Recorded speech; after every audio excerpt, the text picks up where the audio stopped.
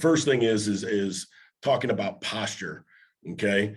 And when I talk in terms of posture, I'm talking about sitting down, almost like there's a carousel, like you're on a carousel, like there's a pole going through the top of your head, down your spine, out your butt, into the ground, and sitting down, right? Chest behind your knee, okay? Knee inside your ankle with your kick foot, right? Your outside foot's your kick foot, your inside foot is your post foot, okay? So if you hear me talk about that, that's kick and post, okay? We want our hips square, okay? That's in terms of posture. And then as far as like where you carry your hands, everybody's going to be different. But I like to teach that if I put my hands straight out in front of me and I retract them about 6 inches, so you get a break in your elbows, and that's about where you carry your hands. The important thing is, though, is that you're consistent about where you carry your hands. Okay. So, because the hardest thing to teach is the timing of the punch. It's the hardest thing. It's the last thing that some guys just have it naturally. Some guys, it takes forever for them to figure out their own length. And a lot of times it's because they're inconsistent with where they carry their hands. And they carry their hands down here. They carry them up high. They carry them up against their chest.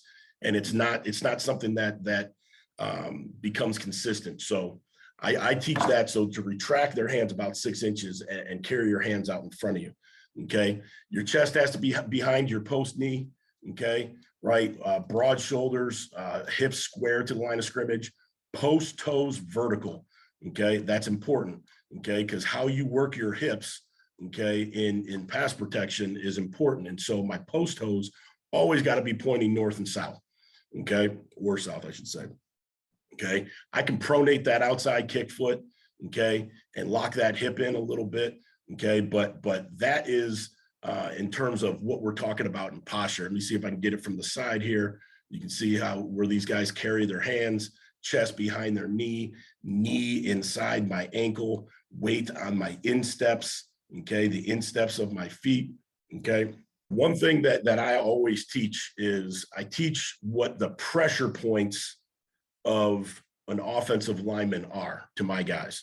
Okay. And I teach my guys defensive football before I ever teach them offensive football. You got to understand how a defense works. You got to understand gap integrity. You got to understand alignments, assignments, their techniques in order for you to master your craft. Right. And so when I was a younger coach, I got to spend time with a guy named Steve Stripling, who was a great D-line coach. I got to GA with him for a year before I moved back to the offensive side of the ball. That was something that my old head coach always tries to do with guys, is put them on the other side of the ball so they can learn the other side. And the one thing that he talked about with every pass rush move is to attack an offensive lineman's pressure points. Okay. And so the pressure points are the wrist, the elbow, the shoulder, the chest, and the chin. Okay. Wrist, elbow, shoulder, chest, and chin. Those are the pressure points of an offensive lineman. And so as we're in posture, where we're carrying our hands, where we're doing all this stuff, you want to protect all your other pressure points with one pressure point, and that's where you carry your hands, because you can always take your wrist away, right? You can always flash it, take it away, right? But if I carry my hands down here at my side, okay, I'm giving up chest, chin, shoulder. He can pin my wrist. If I carry my hands up next to my chest, like I'm a big old bouncer checking IDs downtown Chicago, then, one, I'm giving up shoulder, I'm giving up elbow, I'm giving up chest and chin, right? And then I have much further to go in terms of my strike, okay? So we want to protect all of our pressure points with one pressure point, and that's our wrist and how we carry ourselves in posture.